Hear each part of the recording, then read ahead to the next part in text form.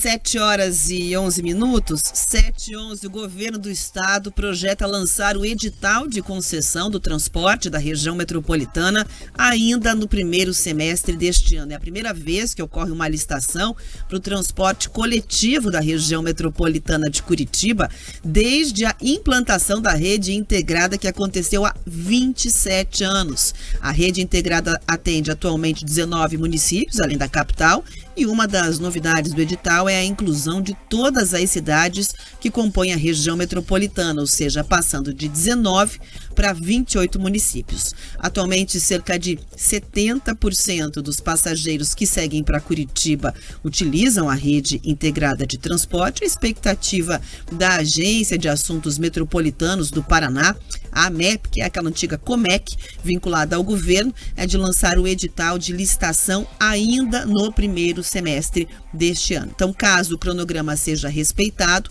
a previsão é de que os novos contratos estejam em vigor até o início de 2026 para resolver essa situação. O edital prévio está pronto, deve ser analisado pela Agência Reguladora do Paraná, a AGEPAR, nas próximas semanas. Se a recomendação da AGEPAR for para seguir com o processo, o documento então vai para a Procuradoria-Geral do Estado e depois para o Tribunal de Contas, antes de ser publicado e listado na Bolsa de Valores de São Paulo, a B3. O diretor-presidente da AMEP, Gilson Santos, falou sobre este andamento. Esse é um processo inédito aqui no estado do Paraná e também no Brasil, por se tratar de transporte metropolitano, e que vai ter que vencer essas etapas para que daí sim chegue no lançamento final da licitação ao mercado.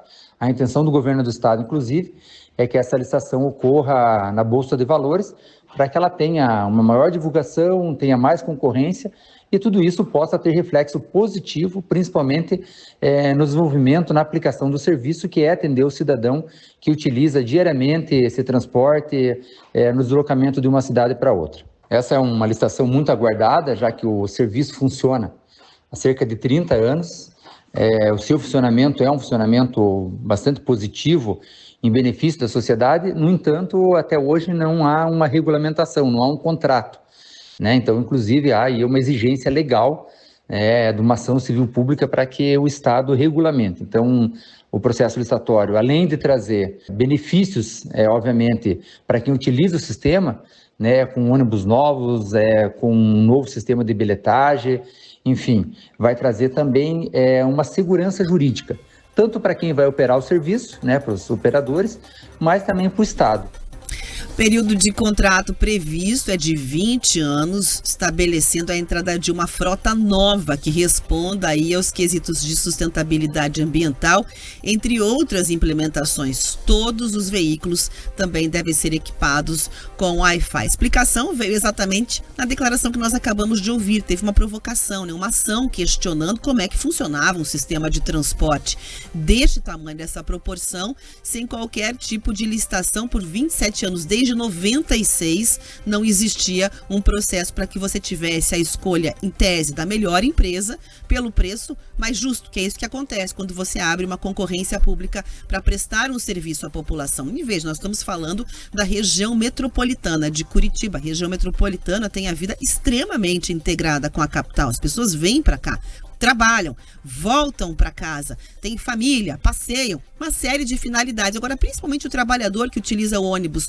todos os dias, não tinha essa possibilidade de buscar, de que a gestão pública tivesse ali uma melhor alternativa. São 200 linhas de ônibus que fazem parte. São mais de 10 milhões de passageiros, conforme os dados que a antiga Comec apresentava, a respeito desse caminho, desse trajeto. Houve um longo trabalho sendo desenhado a partir dessa provocação na justiça, com grupos que foram reunindo várias secretarias de governo para entender, então, essa formatação toda. Tem alguns passos pela frente, como a gente explicou ainda, mas o desenho está finalizado, Pedroso. O que a gente espera agora é celeridade, obviamente passando ali pela Procuradoria-Geral do Estado, passando pela Agência Reguladora do Paraná, que vai fazer a verificação para que essa solução venha de uma vez por todas e para que as pessoas possam ter efetivamente um transporte de qualidade com um preço justo, que é isso que interessa. Ninguém quer ficar andando em ônibus velho, pagando caro,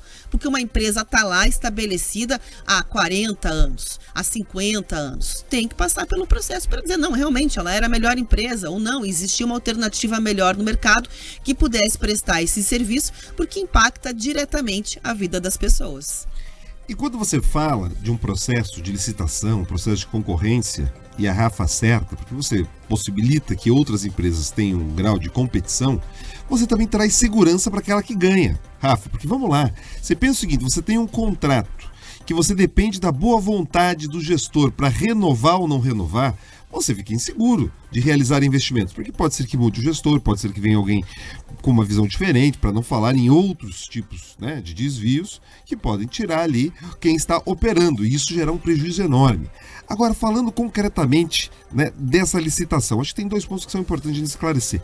Para quem nos escuta, essas são as linhas que não compõem o transporte integrado. Então a gente não está falando de algumas linhas que estão integradas ali, Curitiba-Araucária, Curitiba-Colombo, Campo Largo, enfim, não são dessa Fazenda Rio Grande, não são dessas linhas que a gente está falando. A gente está pensando na região metropolitana, essa mais ampliada, que muitas vezes ainda não está plenamente integrada com o transporte coletivo aqui de Curitiba. E quando a gente olha para a região metropolitana como um todo, e ela é enorme, nós estamos falando de 3.700.000 habitantes aproximadamente. Então, é um aspecto muito relevante economicamente para o estado do Paraná. É relevante para a circulação de pessoas, é relevante para as indústrias, relevantes para o comércio, é relevante porque essas pessoas conseguindo circular de maneira mais fácil, de maneira mais ágil e de maneira mais confortável, os recursos circulam, Rafa. Então, você tem vários teóricos que analisam as grandes metrópoles que entendem que a redução de barreiras de circulação geram ali um crescimento vistoso na economia. Então é importante que essa licitação ocorra bem. Nós temos um grande desafio no transporte coletivo, seja agora na região metropolitana, seja daqui a pouco aqui em Curitiba, que também vai passar por esse processo. E o grande eixo que tem que nortear tudo o que está acontecendo e os órgãos de fiscalização é o usuário, que ele tenha conforto, segurança e previsibilidade. Até porque cenas que a gente já viu aqui de ônibus quebrando, Rafa, de usuários tendo que empurrar o busão, não se repitam. Então a gente precisa de fato de muito cuidado e atenção nesse processo.